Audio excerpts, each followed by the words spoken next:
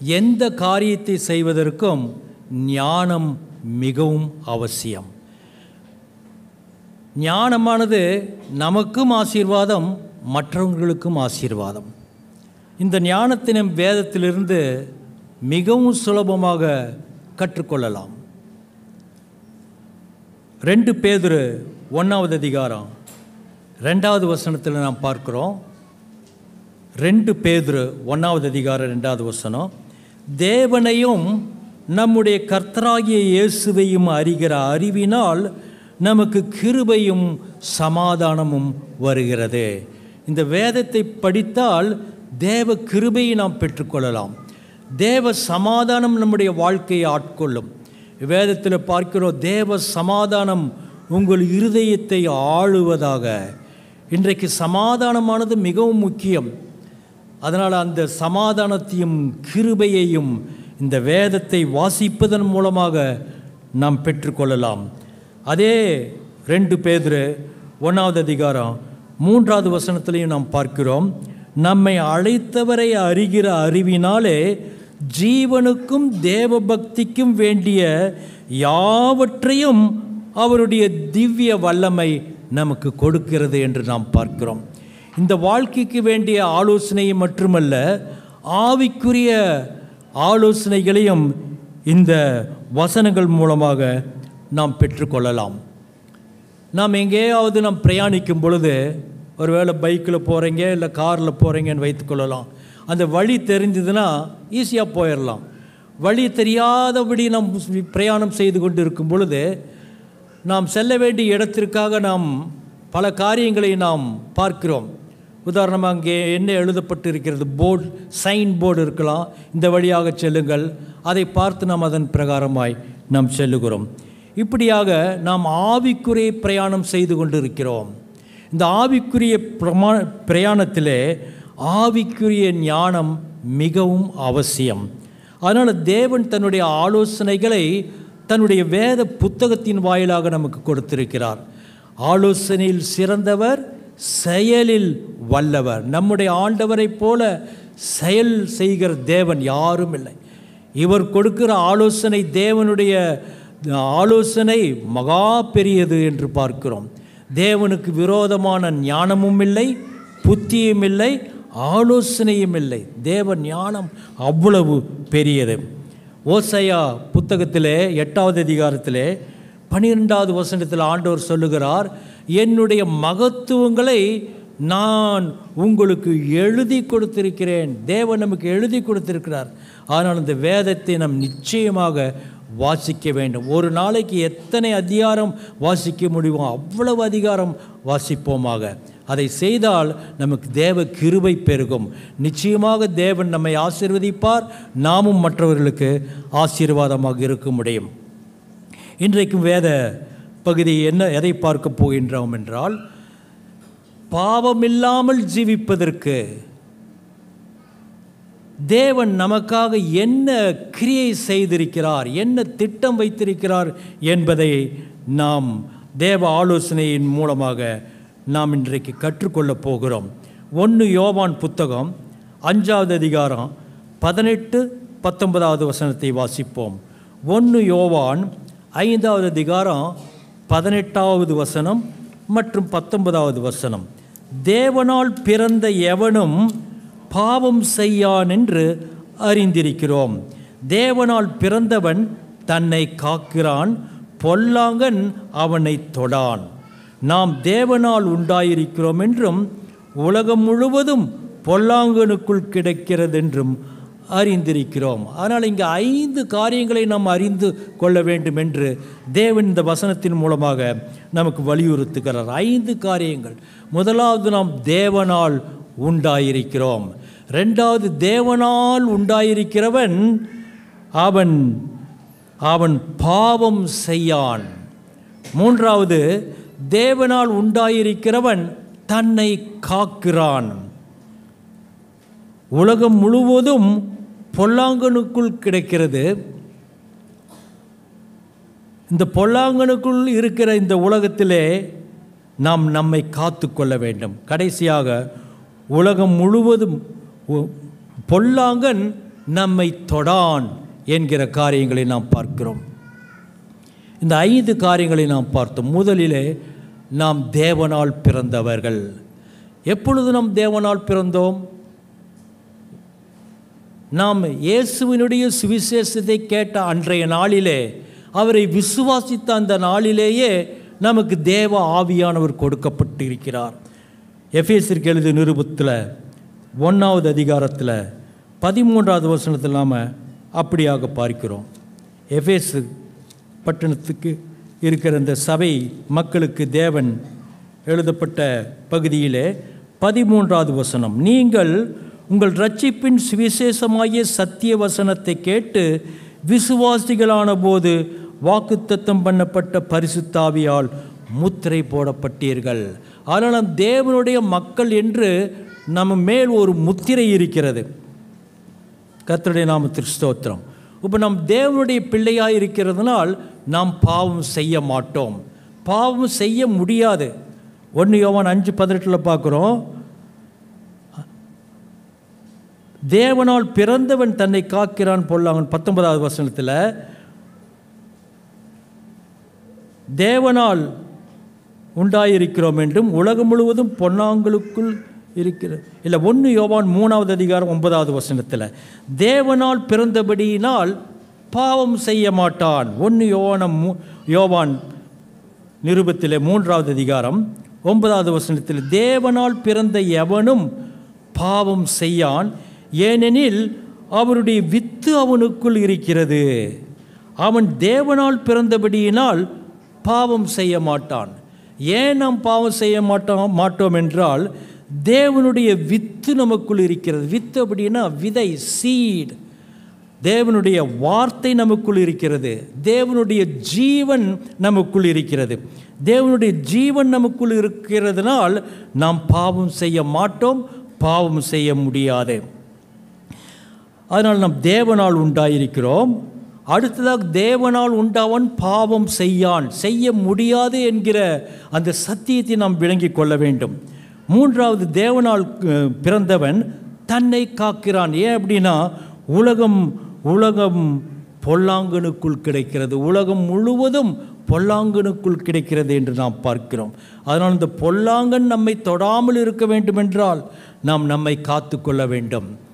உலகத்தில் பொல்லாங்கர்கள் இருக்கிறார்கள். பொல்லாங்கன் அப்படின்னா நம்மளை ஏமாற்றுவதற்கு நம்முடைய செயின் ஸ்நாச்சர்ஸ் இல்லை மொபைல் ஸ்நாச்சர்ஸ் அங்கெல்லாம் இருக்கிறார்கள்.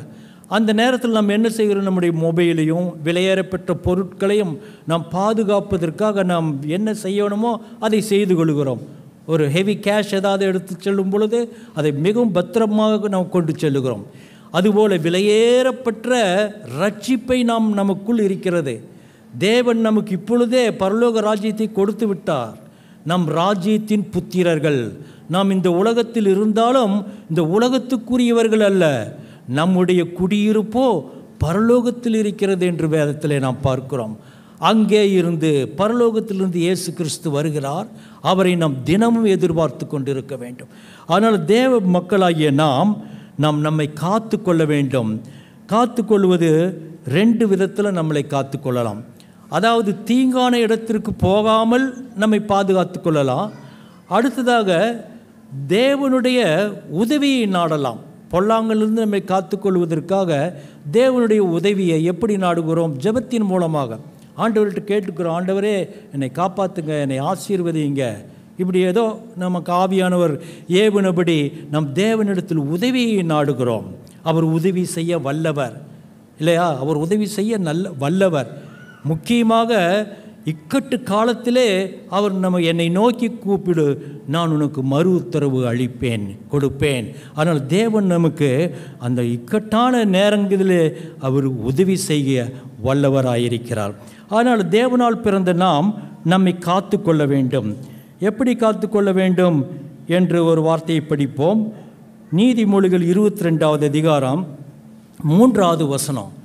விவேகி அவன் ஆபத்தை கண்டு மறைந்து கொள்ளுகிறான். ஆபத்தை கண்டு மறைந்து கொள்ளுகிறான். அதனால் நமக்கு ஆவியானவர் ஏவுவார், இந்த இடத்துக்கு போகாத, இவர்களோடு அதிகமாக தொடர்பு வைத்து கொள்ளாத. ஏதோ ஆவியானவர் நமக்கு ஏவுவார் சில சமயத்தில், இல்லை இன்னாருக்கு நீ உதவி செய்யே. அப்போ இந்த ஆவியானவர் நமக்கு கொடுக்கப்பட்டதே எதற்காக அப்படின்னா தேவனுடைய சித்தத்தை அறிந்து கொள்வதற்காக. தேவ ஆவியானவர் நம்முடைய ஆவியிலே சாட்சி சொல்லுகிற தேவன், ஏவுதல் கொடுக்கிற தேவன். ஆனால் அந்த ஏவுதலை நாம் மிகவும் கண்ணும் கருத்துமாக ஒரு சென்சிட்டிவாக இருக்க வேண்டும். தேவன் விவேகி ஆபத்தை கண்டு மறைந்து கொள்கிறான் ஒன்று. இன்னொன்று, தேவன் நம்மளை பாதுகாப்பதற்காக வாக்குத்தத்தங்களை கொடுத்திருக்கிறார். தன்னுடைய வார்த்தைகளை 91வது சங்கீதம் 3வது வசனத்தில் உதாரணமாக ஒன்றை எடுத்துக்கொள்வோம். அவர் நம்மை வேட்டைக்காரன் கண்ணிக்கும் பாழாக்கும் கொள்ளை நோய்க்கும் தப்புவிக்கிற தேவன். இந்த வசனங்களெல்லாம் மிகவும் முக்கியம். மருந்து சாப்பிட வேண்டாம்னு சொல்லலை, சாப்பிடலாம். அவருடைய தழும்புகளால் தான் நாம் குணமடைகிறோம். விதைக்குவது நம்முடைய வேலை, தண்ணீர் பாய்ச்சுவது நம்முடைய வேலை, விளையச் செய்கிறவர் கர்த்தர். அதனால் நம்ம என்ன செய்ய நாம் என்ன செய்ய வேண்டுமோ அதை செய்ய வேண்டும். தேவன் அவர் செய்வதை நிச்சயமாக அவர் செய்வார். கர்த்தருடைய நாமத்திற்கு ஸ்தோத்திரம். அதனால் நாம் ஆண்டவருடைய வார்த்தைகளை அறிக்கை செய்வது நம்முடைய கடமை. ஆண்டவருடைய வாக்குத்தத்தங்களை பிடித்து கொள்வோம். ஏனென்றால் இந்த உலகம் முழுவதும் பொல்லாங்கனுக்குள் கிடைக்கிறது என்று பார்த்தோம். ஆதியாகமம் 3வது அதிகாரம் 1வது வசனத்தில் பார்க்குறோம், சர்ப்பமானது மிகவும் தந்திரமானது. அது ரொம்ப ட்ரிக்கி, ரொம்ப கன்னிங்னஸ் அதிகம். அதனால் இந்த உலகம் முழுவதும் பொல்லாங்கனுக்குள் கிடைக்கிறதுனால் நாம் மிகவும் ஞானத்தோடு இருக்க வேண்டும், நம்மை பாதுகாத்து கொள்ள வேண்டும். தேவ உதவியை நாம் நாட வேண்டும். தேவனுடைய உதவி இல்லாமல் நாம் எதுவுமே செய்ய முடியாது. அதனால தான் ஆண்டவர் சொல்கிறாரு, லூக்கா சுவிசேஷம் 21வது அதிகாரம் 36ல், நீங்கள் எப்பொழுதும் விழித்திருந்து ஜெபியுங்கள். ஜெபம் இது ரொம்ப மிகவும் முக்கியம். விசுவாசிகளுக்கு ஜெபம் முக்கியம்னு எல்லாத்துக்குமே தெரியும். ஆனால் எவ்வளவு நேரம் ஜெபிக்கிறோம்? ஜெபிக்கும் பொழுது நாம் ஆண்டவரோடு பேசுகிறோம். நம்முடைய ஆவி தேவ ஆவியானவரோடு தொடர்பு கொள்ளுகிறது. அப்படி தொடர்பு கொள்ளும் பொழுது எப்படி மொபைலை நம்ம ரீசார்ஜ் பண்ணால் அது நல்லா ஒர்க் பண்ணுதோ, டவர் கரெக்டாக கிடைக்கலாம், அது சார்ஜ் இருந்தால் தான் சரியாக உபயோகப்படுத்த முடியும். அப்படியாக தேவனோடு நமக்கு ஒரு ஐக்கியம் வேணும். அதுக்கு ஜெபம் தான் ரொம்ப முக்கியம். இயேசு கிறிஸ்து அதனால தான் அவர் வலியுறுத்துகிறார், அவர் நீங்கள் விழித்திருந்து ஜெபியுங்கள். மத்தேயு 7வது அதிகாரம் 8வது வசனத்தில் சொல்கிறாரு, கேட்கிற எவனும் பெற்றுக்கொள்ளுகிறான். கேட்டோம்னா அவர் கொடுப்பார், நிச்சயமாக கொடுப்பார். ஆனால் நம்முடைய வேலை கேட்க வேண்டியது. கேட்கிறவன் எவனும் பெற்றுக்கொள்ளுவான், தேடுகிறவன் கண்டடைவான். ஒருவேளை கண்டடைவான் இல்லை, கண்டடைவான். தட்டுகிறவனுக்கு திறக்கப்படும். அதனால் ஜெபம் நம்முடைய வாழ்க்கையிலே மிகவும் முக்கியம். இதை இயேசு கிறிஸ்து அதை நன்றாக அறிந்து எழுதி வைத்திருக்கிறார். நம்முடைய வாழ்க்கையிலே ஜெபம் அவசியம் என்று அவர் நமக்காக ஜெபிக்கிறார். இந்த உலகத்திற்கு வந்தார், நமக்காகத்தான் வந்தார்.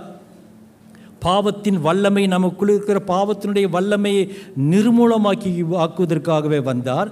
வந்து மரித்து உயிர்த்து இப்பொழுது பிதாவினுடைய வலது பார்சத்தில் இருக்கிறார். என்ன செய்து கொடுக்கிறார்? அவரே நமக்காக பரிந்து பேசி கொண்டிருக்கிறார். ரோமருக்கு எழுதிய நிருபத்தில் 8வது அதிகாரத்தில் 34வது வசனத்தில் தேவன் இயேசு கிறிஸ்து நமக்காக பரிந்து பேசி கொண்டிருக்கிறார். அதே போல் ஆவியானவரும் அதே 8வது அதிகாரத்தில் 26வது வசனத்திலையும் பார்க்கிறோம், ஆவியானவரும் நமக்காக வாக்கு கடங்காத பெருமூச்சுடன் ஜெபித்து கொண்டிருக்கிறார். அதனால் ஜெபம் நம்முடைய வாழ்க்கையில் எவ்வளவு முக்கியம் என்பதை இந்த வசனங்கள் எல்லாம் வலியுறுத்துகிறது. அதனால் நம் ஜெபம் நிச்சயமாக செய்ய வேண்டும். இந்த வாழ்க்கையானது மிகவும் பிஸி லைஃப். சும்மா ஒரு 5 நிமிஷம் இப்படி ஜெபம் பண்ணிட்டு போயிடக்கூடாது. ஆனால் நம்ம எப்பொழுதும் ஜெபத்திலேயே இருக்க வேண்டும். நம்முடைய வேலை வெட்டிகளை எல்லாம் செய்யும் பொழுது, ஆண்டவரே இது ஞானத்தோடு செய்வதற்கு எனக்கு உதவி செய்யுங்க. சமையல் செய்யும் பொழுது, ஆண்டவரே இது மற்றவங்களுக்கு ஆசீர்வாதமாக இருக்கத்தக்கதாய் நன்றாக இதை சமைப்பதற்கு எனக்கு ஞானத்தை தாருங்க. எப்படியாவது நாம் ஜெபிக்கலாம். ஜெபிப்பதற்கு எந்த விதமும் இல்லை. வீட்டை கூட்டும் பொழுது கூட சுத்தமாக இந்த காரியத்தை செய்ய எனக்கு உதவி செய்யுங்க. அதே போல் என் ஆத்துமாவையும் என் மனதையும் சுத்தமாக வைத்து கொள்வதற்கு நீர் எனக்கு உதவி செய்யுங்கள் என்று கேட்கலாம். இப்படி பார்க்கும் பொழுது நம்ம எப்பொழுதுமே 24 hours ஜெபித்து கொண்டே இருக்கலாம். இந்த ஜெபம் செய்கிறது தேவனுக்கு பிரியம் என்று பார்க்கிறோம். 1 தீமோத்தேயு புஸ்தகத்தில் 2வது அதிகாரம், நாம் எல்லா ஜனங்களுக்காகவும் நாம் ஜெபிக்கணும். 1 தீமோத்தேயு 2வது அதிகாரத்தில் 1வது வசனத்தில் பிரதானமாய் சொல்லுகிறது என்னவென்றால், அப்படின்னா முக்கியமாக என்ன சொல்கிறேன் அப்படின்னா, எல்லா ஜனங்களுக்காகவும், நம்ம குடும்பத்தாருக்கு மட்டுமல்ல எல்லாருக்காகவும். அநேகர் என் மனைவிக்காக ஜெபம் பண்ண மாட்டாங்க, மற்றவங்களுக்கெல்லாம் ஜெபம் பண்ணுவாங்க. மனைவிக்காக ஜெபம் பண்ண மாட்டாங்க. மனைவி மற்றவங்களுக்கெல்லாம் ஜெபம் பண்ணுவாங்க, புருஷனுக்காக ஜெபம் பண்ண மாட்டாங்க. அது நம்முடைய குடும்பத்தாருக்காக, குழந்தைகளுக்காக, எல்லாருக்காகவும் ஜெபிக்கணும். அது மாத்திரமல்ல, ராஜாக்களுக்காகவும் அதிகாரிகளுக்காகவும் ஜெபியுங்கள். அதனால் நம்ம ஆண்டவர் இந்த உலகத்தில் ராஜ்யத்தின் புத்திரராய் வைத்திருக்கிறார். பரலோக ராஜ்யத்திலே நம்மை வைத்திருக்கிறார். இருளின் அதிகாரத்தின்று நம்மை விடுதலையாக்கி தம்முடைய அன்பின் குமாரனுடைய ராஜ்யத்தில் சேர்த்த பிதாவாகிய தேவனுக்கு ஸ்தோத்திரம் என்று கொலோசியருக்கு எழுதின நிருபத்தில் 1வது அதிகாரம் 13வது வசனத்தில் பார்க்கிறோம். ஆனால் நம் ராஜ்யத்தின் புத்திரர்கள் விதைக்க வேண்டும். எண்ணம் எல்லாம் எண்ணத்திலே விதைக்க வேண்டும். எண்ணங்கள் அதெல்லாம் விதை, அதெல்லாம் ஒரு சீடு. அதனால் நாம் எண்ணத்திலே விதைக்க வேண்டும், சொல்லிலே விதைக்க வேண்டும், வார்த்தைகளிலே கிரியைகளிலே விதைக்க வேண்டும். அதனால் நாம் பரலோக ராஜ்யத்தின் புத்திரர்களுடைய வேலையே விதைக்க வேண்டியது. ஆண்டவர் சொல்கிறார், பரலோக ராஜ்யம் எதற்கு சமம் என்றால், விதைக்கிறவன் அவன் விதைக்கிறான். அது அந்த அந்த ப்ரேயரபிள் நம்ம எல்லாருக்குமே தெரியும். அதனால் நம்முடைய வேலை என்ன அப்படின்னா, ஜெபித்தல் நம்முடைய வேலை. நாம் என்ன பேசுகிறோமோ அதுவும் எல்லாம் விதைகள் தான். அதனால் நாம் பரலோக ராஜ்யத்தின் புத்திரர்களாக இருக்கிறோம், ஜெபிக்க கடமைப்பட்டு இருக்கிறோம். எல்லாத்துக்காக ஜெபியுங்கள் அப்படின்னு எல்லாம் பார்க்குறோம். 2வது வசனத்தில் 1 தீமோத்தேயு 2வது வசனத்தில் நாம் ராஜாக்களுக்காகவும் அதிகாரம் உள்ள யாவருக்காகவும் அப்படி செய்ய வேண்டும். அடுத்த வசனம் சொல்லுது, நாம் இப்படி செய்வது தேவனுக்கு பிரியமாயிருக்கிறது, நமக்கு நன்மை பயக்கிறது. நாம் ஜெபிக்கும் பொழுது, யோபு தன் சிநேகிதருக்காக ஜெபித்த பொழுது தேவன் அவனுடைய சிறையிருப்பை மாற்றி 2 மடங்கு அவனை ஆசீர்வதித்தார் என்று பார்க்கிறோம். ஆனால் ஜெபம் பண்ணுறது அது நமக்கு மட்டும் ஆசீர்வாதம் அல்ல, மற்றவங்களுக்கும் ஆசீர்வாதம். அதை விட 2 தனியாய் நமக்கு ஆசீர்வாதம். யோபை 2 மடங்கு ஆசீர்வதித்தார் அல்லவே. அதனால் மற்றவங்களுக்காக நாம் ஜெபம் பண்ண வேண்டும், அந்த ஜெபம் செய்ய வேண்டும். அதனால தான் தேவன் இயேசு கிறிஸ்து இந்த ஜெபத்தை குறித்து அவ்வளவு வலியுறுத்துகிறார். அடுத்ததாக அவர் முக்கியமான ஒரு ஒரு ஜெப குறிப்பு சொல்லுகிறார். என்ன அப்படின்னா, யோவான் சுவிசேஷத்தில் 17வது அதிகாரத்தில் நாம் இந்த காரியத்தை சொல்ல போகிற காரியத்தை நாம் பார்க்க இருக்கிறோம். இயேசு கிறிஸ்து இந்த உலகத்தை விட்டு அவர் செல்ல வேண்டிய ஒரு சூழ்நிலை அப்படின்னா, அவருடைய மரணம் சமீபமாக இருக்கிறது. அந்த நாட்களிலே இவர் பிதாவு கிட்ட ரொம்ப சென்சிட்டிவாக பேசுகிறாரு. அதாவது டெத் நோட்டை குறித்து நீங்கள் அறிந்திருக்கலாம். ஒருவேளை இறந்த பொழுது அவருடைய உறவினர்களிடத்தில் கடைசி என்னங்க சொன்னார் அப்படிங்கிறோம் இல்லைங்களா. ஆனால் இந்த டெத் நோட் மிகவும் முக்கியமானது. அதுபோல் இயேசு கிறிஸ்து தான் இறப்பதற்கு சிறிது நாட்களுக்கு முன்பாக இவர் இதை சொல்லுகிறார். யோவான் சுவிசேஷம் 17வது அதிகாரத்தில் 9வது வசனத்தில் சொல்கிறார், பிதா கிட்ட அவர் பேசுகிறாரு,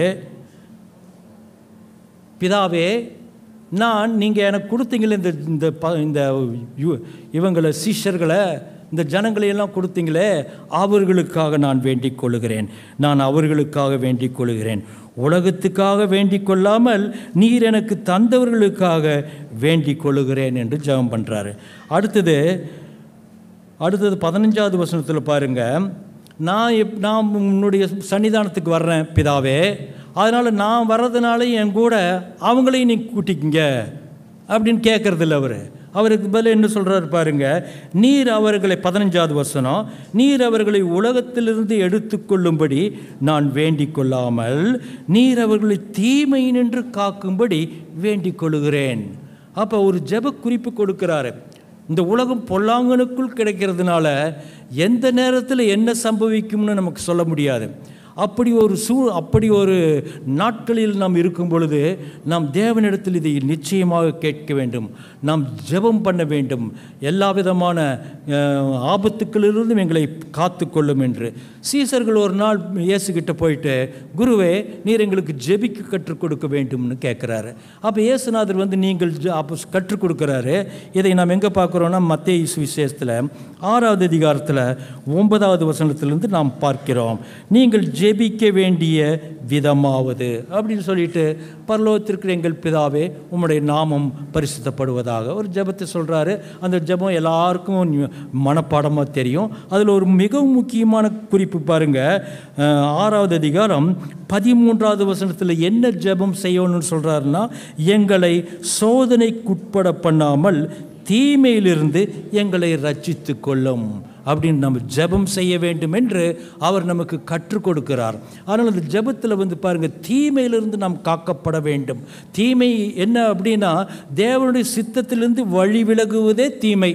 தேவனுடைய சித்தந்து வழி விலகிட்டோம்னா ஈஸியாக பிசாசனை நம்மளைய தூக்கிட்டு போயிடுவான். அவன் கர்ஜிக்கிற சிங்கத்தை போல எவனை விழுங்கலாமோ என்று அவன் சுற்றி திரிகிறான் என்று நாம் வேதத்திலே பார்க்கிறோம்.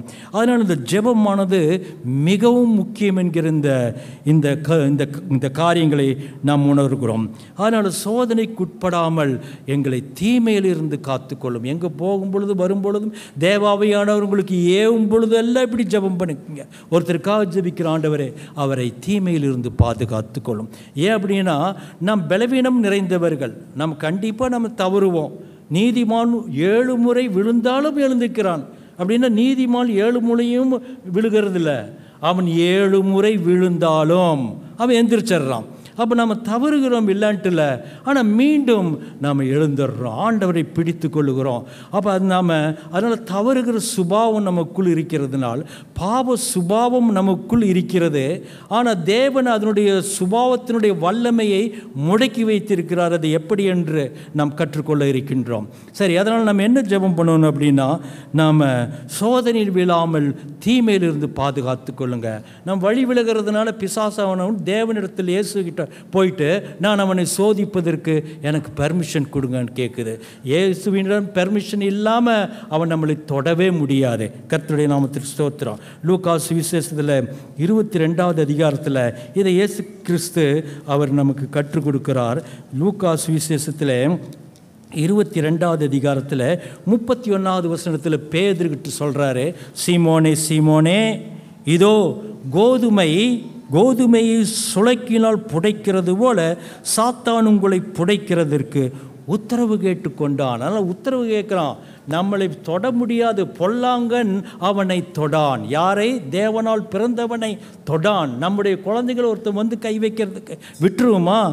நாம் எப்படி தாவி குதித்து போய் குழந்தையை காப்பாற்றுகிறோம். குழந்தை நடந்து சென்று கொண்டு இருக்கும் பொழுது ஒரு நாய் துரத்தி வந்தால் எவ்வளவு நம்ம ஓட முடியினாலும் பறந்து காக்கும் பட்சியை போல் தேவன் எருசலேமை காக்கிற தேவன் என்று நாம் பார்க்கிறோம். அதனால் அவ்வளவு வேகமாக நம்முடைய குழந்தைகளை நாம் பாதுகாக்கும் பொழுது இயேசு கிறிஸ்து பிசாசுக்கு ஈஸியாக நம்மளை தூக்கிட்டு போகிறதுக்கு விட்டுருவாரா? அவர் பெர்மிஷன் கொடுக்க மாட்டார். ஒரு வேளை கொடுக்க வேண்டிய நிலைமை இருந்தாலும் அவன் கிளைம் பண்ணுவான். இவன் இந்த உலகம் எனக்கு கொடுக்கப்பட்டு இருக்கிறது, இந்த உலகத்தில் இவன் இருக்கிறான், எனக்கு சம்பந்தப்பட்ட காரியம் இந்த மகனுடைய வாழ்க்கையில் இருக்கிறது, எனக்கு பெர்மிஷன் கொடுப்பான். இயேசு கிறிஸ்து இதோ இந்த உலகத்தின் அதிபதி வருகிறான், அவனுக்கு சம்பந்தப்பட்டது ஒன்றிலும் என்னிடம் இல்லைங்கிறாரு. ஆனால் பிசாசு சம்பந்தப்பட்ட காரியங்கள் நமக்குள் எப்படியோ வந்துடுது. ஏன் அப்படின்னு தான் இந்த உலகம் முழுவதும் பொல்லாங்கனுக்குள் கிடைக்கிறது. அதனால் நம்ம எப்பவுமே சேஃப்டி சைடு, ஆண்டவரே என்னை சோதனையில் விழாதவாறு தீமையிலிருந்து காத்துக்கொள்ளும். இந்த ஜெபமானது ஒரு டிஃபென்சிவ் வெப்பன் ஆண்டவர் நமக்கு கொடுத்திருக்கிறார். இதை நம்மை பாதுகாத்து கொள்வதற்கு ஜெபம் ஒன்றுதான் ஆயுதம்.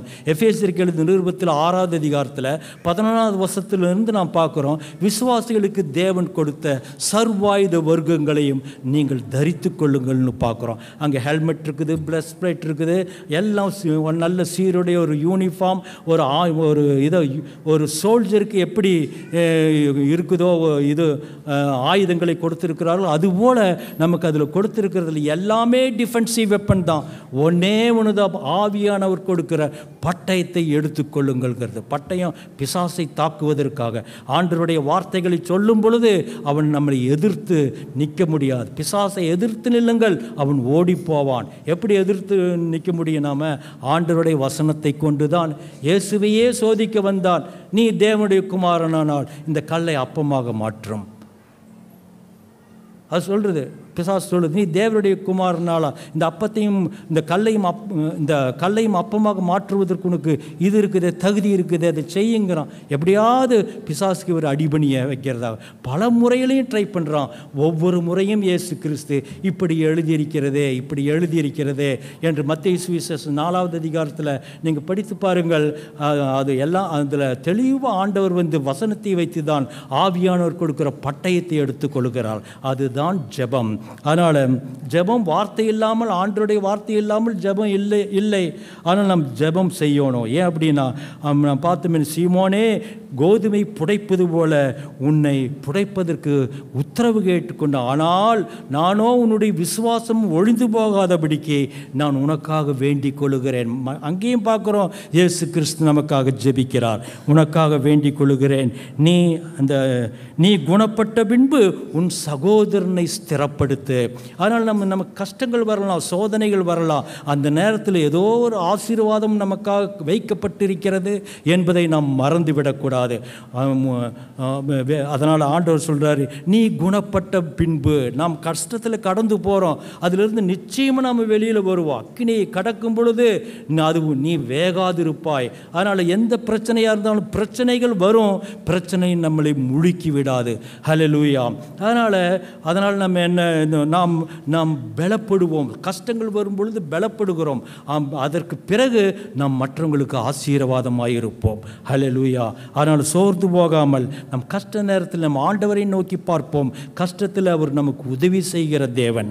அதனால் இங்கே சீமோனுக்கு சொல்கிறாரு, உத்தரவு கேட்டுக்கொண்டான், ஆனால் நீ பயப்படாதே, நான் உனக்காக வேண்டிக் கொள்கிறேன் என்றெல்லாம் சொல்லுகிறார். அவர் திராணிக்கு மிஞ்சின சோதனை என்றைக்கும் வர விடமாட்டார். 1 கொரிந்தியர் 10வது அதிகாரத்தில் நாம் பார்க்குறோம், தேவன் சோதிப்பதற்கு இடம். 1 கொரிந்தியர் 10வது அதிகாரத்தில் 13வது வசனத்தில், மனுஷருக்கு நேரிடுகிற சோதனையே அல்லாமல் வேறு சோதனை உனக்கு உண்டாவதில்லை. ஆனால் மற்றவங்களுக்கு நமக்கு வர்ற கஷ்டம்தான் மற்றவங்களுக்கும் இருக்கும். மற்றவங்களுக்கு இருக்கிற கஷ்டம்தான் நமக்கும் இருக்கும். நாம் சொல்லுகிறோம், ஐயா என் விரோதிக்கு கூட இந்த மாதிரி கஷ்டம் வரக்கூடாதுங்க என்னை போல அப்படிங்கிறோம். இல்லை, நம்ம எல்லாருக்குமே கஷ்டங்கள் இருக்கிறது. விரலுக்கு தகுந்த வீக்கம்னு சொல்கிறாங்க. எல்லாத்துக்கும் அவங்களுக்கு தகுந்த அந்த கஷ்டங்கள் இருக்குது. ஆனால் தேவன் சொல்கிறாரு, நீ திராணிக்கு மேலாக சோதிக்கப்படுவதற்கு அவர் இடம் கொடுக்க மாட்டார். ஹல்லேலூயா. அவர் சொன்ன தேவன் உண்மையுள்ள தேவன்.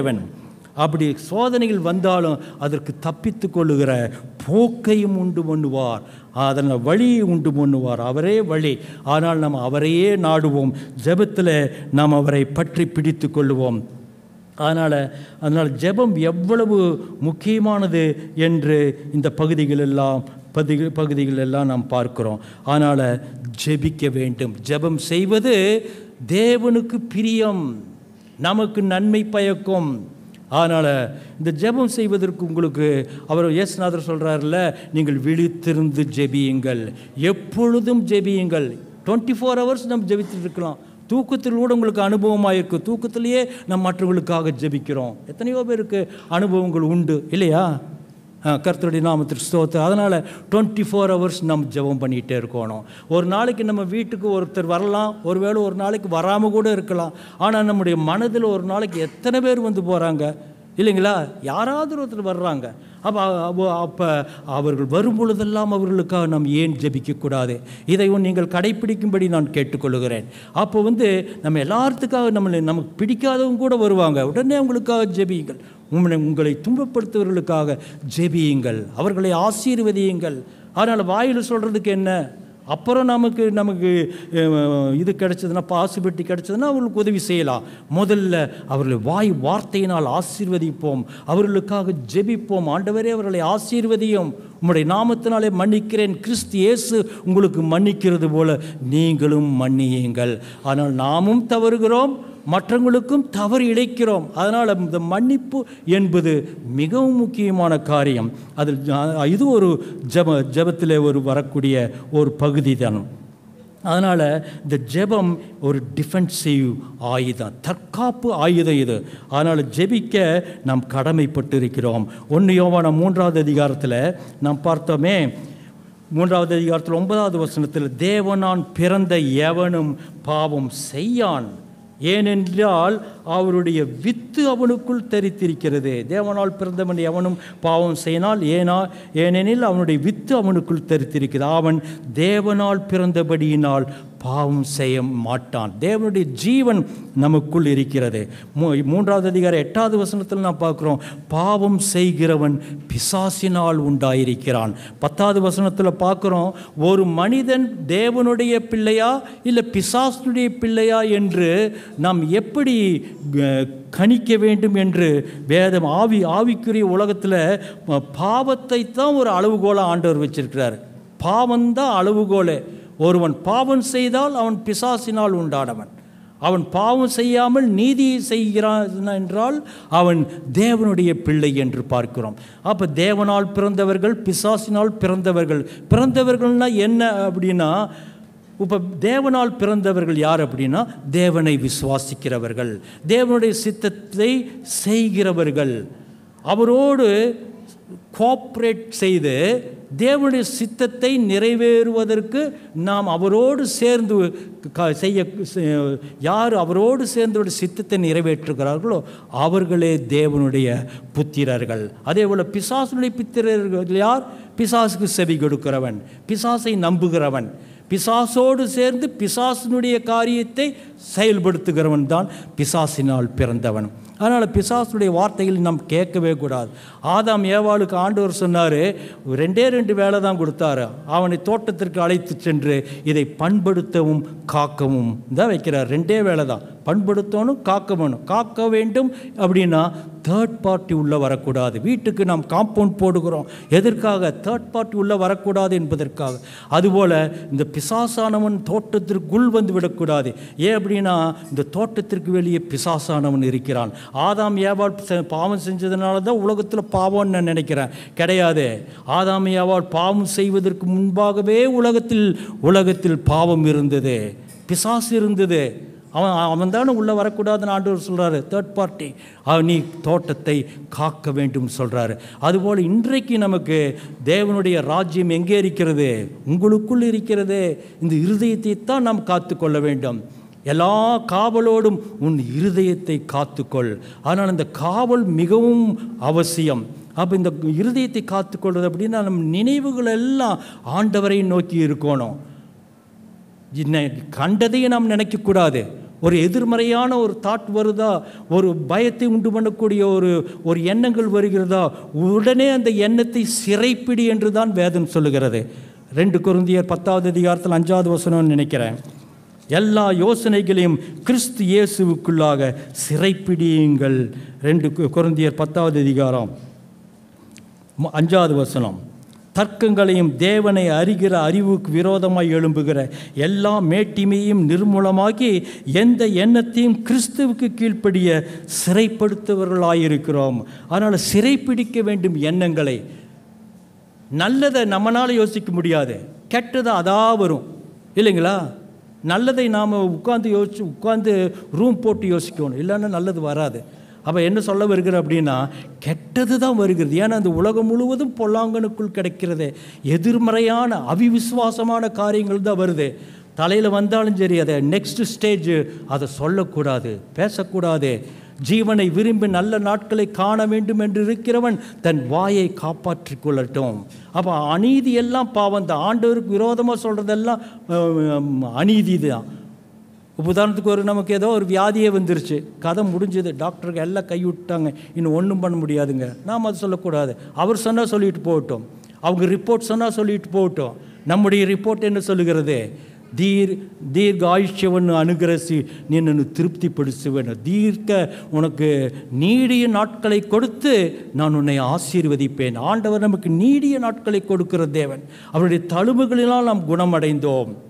அதனால் ஆண்டோடைய வார்த்தைகளை அறிக்கை செய்வது நம்முடைய கடமை. குணப்படுத்துகிற அவர் குணப்படுத்துகிற தேவன் அவர். அதனால் இங்கே என்ன சொல்ல வருகிறேன் அப்படின்னா, நம்முடைய எண்ணங்களை நாம் சிறைப்பிடிக்க வேண்டும்.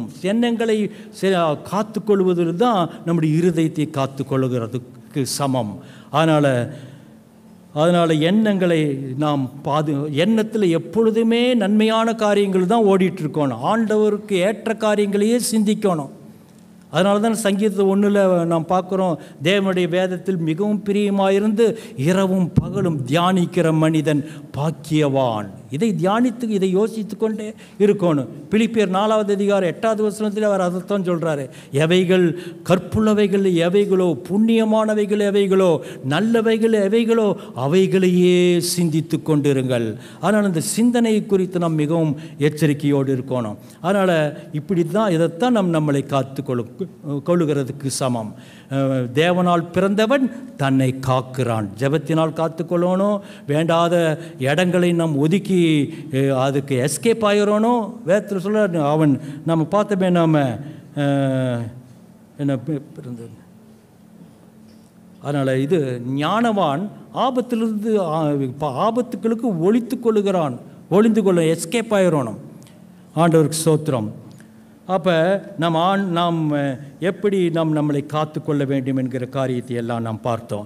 1வது அதிகாரம் 3:8 நாம் பார்த்தோம். யோவான் சுவிசேஷத்திலே பாவம் செய்கிறவன் பிசாசினால் உண்டாயிருக்கிறான். அப்போ நம்மளை ஒரு வேளை காக்கலாம், நீங்கள் தேவனுடைய பிள்ளையா பிசாசனுடைய பிள்ளையான்றா? நான் ஏன் பிசாசனுடைய பிள்ளையாக வேணும்? தேவனுடைய பிள்ளை தான் அப்படின்னு நாம் மாறுதட்டி சொல்லுகிறோம். நீங்கள் பாவமே செய்வதில்லையா அப்படின்னா நமக்கு அது ஒரு வேதனையாக இருக்குது, எம்பாரசிங்காக இருக்குது. பாவம் செய்கிறது இல்லையா அப்படின்னு கேட்டாங்கன்னா, ஐயோ சில டைமில் தவறிடுறவங்க, சில டைமில் பாவம் பண்ணிடுறோங்க, ஆனால் நம்ம ஆண்டவர்கிட்ட மன்னிப்பு கேட்குறோம் அப்படின்னு சொன்னால், நீங்கள் என்னதான் இருந்தாலும் நீங்கள் பாவம் செஞ்சீங்கன்னா பிசாசனுடைய பிள்ளை தான் அப்படி நமக்கு அடித்து சொல்லும் பொழுது, நான் ஏன் பிசாசனுடைய பிள்ளையாக வேண்டும்? நான் தேவனுடைய பிள்ளை என்று நாமளும் அடித்து சொல்லுகிறோம். இப்படி நாம் ஒரு அடித்து சொல்வதற்கு என்ன காரணம் என்றால், தேவ ஆவியானவர் நம்முடைய ஆவியிலே நமக்கு என்ன சொல்லுகிறார்? சாட்சி கொடுக்கிறார். இதைத்தான் நாம் பார்க்கிறோம். ரோமருக்கு எழுதிய நிருபத்தில் 8வது அதிகாரத்தில் 16வது வசனத்தில் எடுத்தவர்கள் படிக்கும்படியாக கேட்டுக்கொள்கிறேன். ரோமருக்கு எழுதிய நிருபம் 8வது அதிகாரம் 16வது வசனம். நாம் தேவனுடைய பிள்ளைகளாய் இருக்கிறோம் என்று ஆவியானவர் தாமே நம்முடைய ஆவியுடனே கூட சாட்சி கொடுக்கிறார். அதனால் நமக்கு தெளிவாக இருக்குது, நாம் தேவ பிள்ளை தான். தவறுகிறோம் இல்லைன்ட்டு இல்லை. ஏன் தவறுகிறோம் அப்படின்னா, பாவ பிரமாணம் நமக்குள் இருக்கிறது. அதைத்தான் பவுல் சொல்லுகிறார்.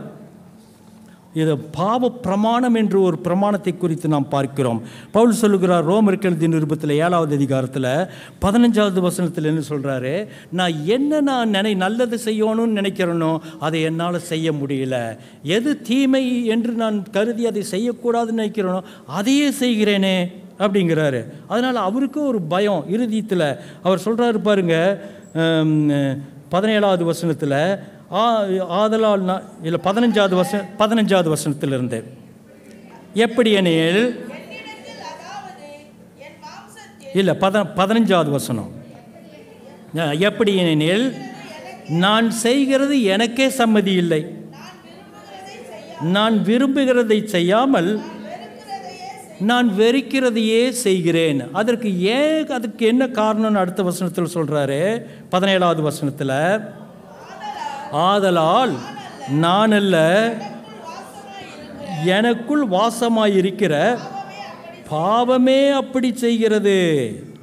21வது வசனத்திலையும் பார்க்குறோம், நன்மை செய்ய விரும்புகிற என்னிடத்தில் தீமை உண்டு என்கிற ஒரு பிரமாணத்தை காண்கிறேன். மனதில் நல்லது செய்யோன்னு நினைக்கிற மனதின் பிரமாணம் அது.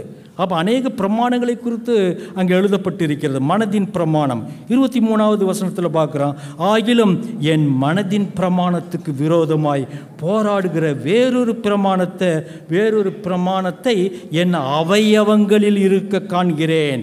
அது என் அவயவங்களில் உண்டாயிருக்கிற பாவ மரணத்துக்கு என்னை சிறையாக்கி கொள்ளுகிறது. அப்போ பாவ பிரமாணம் நமக்குள் வேலை செய்கிறது. இந்த பிரமாணம் அப்படின்னா என்ன அப்படின்னா, பிரமாணம் எல்லாருக்கும் பொதுவானது, எல்லா இடத்திற்கும் பொருந்தும், எல்லாருக்கும் பொருந்தும், எல்லா காலத்திற்கும் பொருந்தும். உதாரணப்படுத்த வேணும் அப்படின்னா, ஒரு சின்ன ஒரு கல்லை தூக்கி போடுறோம், அது கீழே விழுகுது. நான் போட்டாலும் கீழே தான் விழுகும், நீங்கள் போட்டாலும் இதுதான். சென்னையில் தூக்கி போட்டாலும் இங்கே தான், உலகத்தில் எந்த இடத்துல போட்டாலும் அங்கே தான். அதனால் இந்த விதி, புவி ஈர்ப்பு விசை, கிராவிடேஷனல் ஃபோர்ஸ் என்பது எல்லா இடத்திற்கும் பொருந்தும், எல்லா நபருக்கும் பொருந்தும், எல்லா காலத்திற்கும் பொருந்தும். நேற்று போட்டனுங்க விழுந்தது, ஆனால் இன்றைக்கி போடுறது பறக்கும் பாருங்க அப்படின்னா மேஜிக்கெல்லாம் பண்ண முடியாது, அது கீழே தான் விழும். ஏன் அப்படின்னா இது ஒரு பிரமாணம், இது புவியீர்ப்பு. அப்போ அதுபோல் பாவ பிரமாணம் எல்லாரையும் அடிமைப்படுத்துகிறது. நம் சுயமாய் நம்மளால் சிந்திக்க முடியாது, சுயமாய் செயல்பட முடியாது. பிசாசானவன் நம்மை ஆண்டு கொள்கிறான். அதனால தான் சொல்லுது, பாவம் செய்கிறவன் பிசாசினால் உண்டானவன்.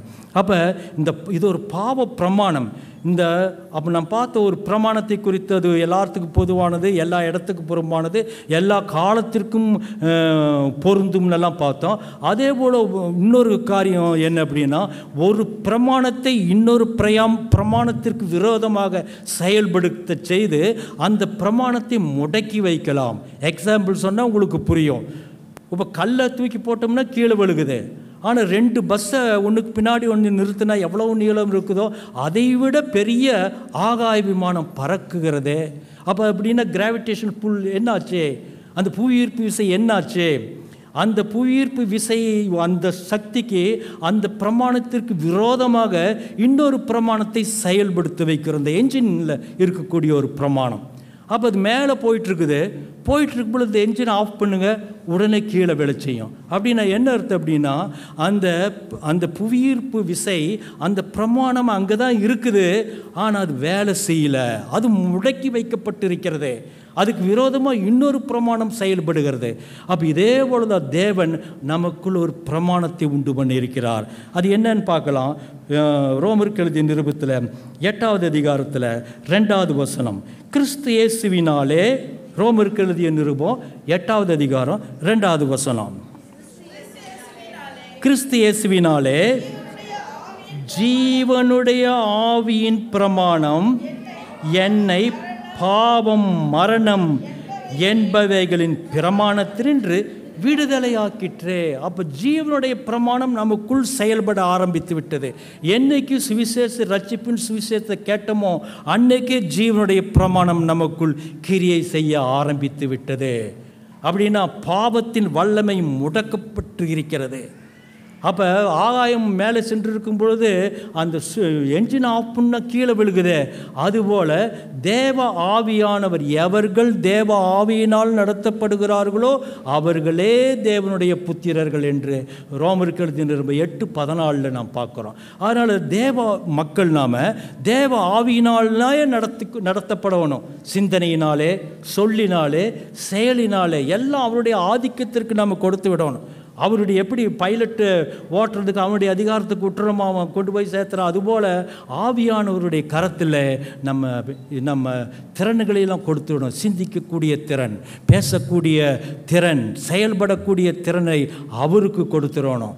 இவரை ஓவர்டேக் பண்ணோம்னா என்ஜினை ஆஃப் பண்ணுறதுக்கு சமம். அப்போ பாவ பிரமாணம் வேலை செய்ய ஆரம்பிக்கிறது. அதனால தான் வேதம் சொல்லுகிறது, நம்மளை எச்சரிக்கிறது, பரிசுத்த ஆவியானவரை துக்கப்படுத்தாருங்கள். நீங்கள் மீட்கப்படும் நாளுக்கென்று முத்திரையாய் பெற்ற ஆவியானவரை துக்கப்படுத்தாதிருங்கள். அப்படின்னா ஆவியானவரை அப்படின்னா ஓவர்டேக் பண்ணுறது, அவர் நமக்குள் உணர்த்துகிறார், ஏவுதல் கொடுக்கிறார். இன்றைக்கி சர்ச்சுக்கு போ, இன்னாருக்கா இங்கே போய் இன்னார் சந்தி, ஏவுதல் கொடுப்பார் அவர். இதை நம் கண்ணுங்கிறதுமா ரொம்ப சென்சிட்டிவாக இருந்து இதை புரிந்து கொள்ள வேண்டும். அப்போ ஆவியானவரை நாம் பல நேரங்களில் துக்கப்படுத்த அறியாமல் அவர் வேதம் படின்னு நமக்கு ஒரு ஏவுதல் கொடுப்பாரு. வேதம் படிக்கிறதுக்கு போவோம், அதுக்குள்ளே பிசாசு ஏதோ வேறொரு எண்ணத்தை, இல்லை யார் அம்மாவா அப்பாவோ ஏதோ சொல்லுவாங்க, அந்த வேலையை முடிச்சியா அப்படிம்பாங்க, உடனே அதுக்கு ஓடுவோம். இல்லை நம்ம வேதத்தை படிக்கணும்னு ஆவியானவர் ஏவி வைப்பார், வேதத்தை படிப்பதற்கு எடுத்து வச்சுருப்போம், ஃபோன் அடிக்கும். அப்போ நம்ம என்ன செய்யணும், முதல் தேவனுடைய ராஜ்யத்தையும் நீதியையும் தேடுங்கள். அப்போ நம்ம ஆவிக்குரிய வாழ்க்கையிலே நாம் தேவ ஆவியினால் நடத்தப்படணும், அதுதான் ரொம்ப முக்கியம். ஆனால் இதுக்கு எப்பொழுதுமே ஜெப சிந்தை மிகவும் அவசியம். எப்பொழுதுமே நம்ம மற்றவங்களுக்காக யாருக்காவது ஜெபம் பண்ணிகிட்டு இருக்கணும், வேதனுடைய வசனங்களை தியானித்து கொண்டு இருக்கணும். எவைகள் புண்ணியம் எதுவோ அவைகளையே சிந்தித்து கொண்டிருங்கள். அப்போ நம்முடைய சிந்தனை எவ்வளவு ஜெப சிந்தையோடு நாம் ஜீவித்தால் பாவம் செய்ய முடியாது. தேவனால் பிறந்தவன் பாவம் செய்ய மாட்டான். ஹல்லேலூயா. அதனால் நம்ம ஆவியினால் நிரப்பப்பட்டவர்களாய், ஆவியினால் ஏவப்பட்டவர்களாயே நம்ம தொடர்ந்து முன்னேறி கொண்டிருக்க வேண்டும். ஏனென்றால் நமக்குள் தேவ ஆவியின் பிரமாணம் செயல்பட்டு கொண்டிருக்கிறது. ஒரு பிரமாணத்திற்கு விரோதமாக இன்னொரு பிரமாணத்திற்கு விரோதமாக ஒரு பிரமாணத்தை செயல்படுத்த முடியும். அப்போ இந்த பாவ பிரமாணம் எப்போ வேலை செய்யுது அப்படின்னா, இந்த பாவ பிரமாணம் எப்போ தேவனுடைய ஜீவனுடைய பிரமாணத்தை முடக்கி போடுது அப்படின்னா, நாம இடம் கொடுத்தாதான். அவன் ஒன்றும் பண்ண முடியாது. தேவ ஆவியானவரை அவன் ஒன்றும் பண்ண முடியாது. தேவ ஆவியானவர் நமக்கென்று கொடுக்கப்பட்டு நம்முடைய தேற்றரவாளன். அவர் நம்மை வழி நடத்துகிற தேவன், நம் மீது கண்களை வைத்து ஆலோசனை சொல்லுகிற தேவன், நடக்க வேண்டிய வழியை காட்டுகிற தேவன். அதனால் இவரை ஓரங்கட்டுனமாக தான் இன்னொரு பிரமாணம் வேலை செய்ய ஆரம்பிக்கிறது. ஆனால் நாம் பிசாசுக்கு இடம் கொடுக்காம அவன் நம்மை தொடவே முடியாது. பொல்லாங்கன் அவனை தொடான். நமக்குள் தேவ ஆவியானவருடைய ஜீவனுள்ள ஆவியினுடைய பிரமாணம் வேலை செய்து கொண்டிருக்கிறது என்கிற சத்தியத்தை நாம் நன்றாக புரிந்து கொண்டு கர்த்தருக்கென்று ஜீவிப்போம். பிழைத்திருக்கிறவன் இனிமேல் தனக்கென்று பிழைத்திருக்காமல் கர்த்தருக்கென்று பிழைத்திருக்க கடவன். ஹல்லேலூயா. கண்களை மூடி ஜெபிப்போம். தேவனே, பரிசுத்தனே, உம்முடைய ஆவியானவரை நீர் எங்களுக்கு கொடுத்திருப்பதற்காக நன்றி. ஜீவனுடைய ஆவியின் பிரமாணத்தை எங்களுக்குள் நீர் செயல்படுத்தி கொண்டிருப்பதற்காக நன்றி. அறியாமல் நாங்கள் பாவ பிரமாணத்திற்கு நாங்கள் தோற்று போய்விட்டோம் ஆண்டவரே.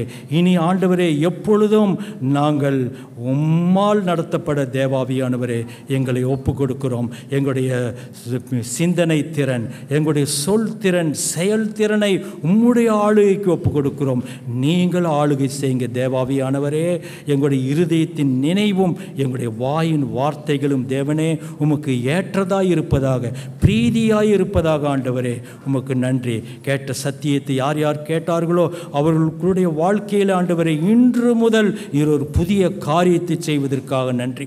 உமக்காய் எழும்பி பிரகாசிக்க செய்வதற்காக உமக்கு கோடி கோடி ஸ்தோத்திரங்களை செலுத்துகிறோம். ஜீவன் நல்ல பிதாவே, ஆமென்.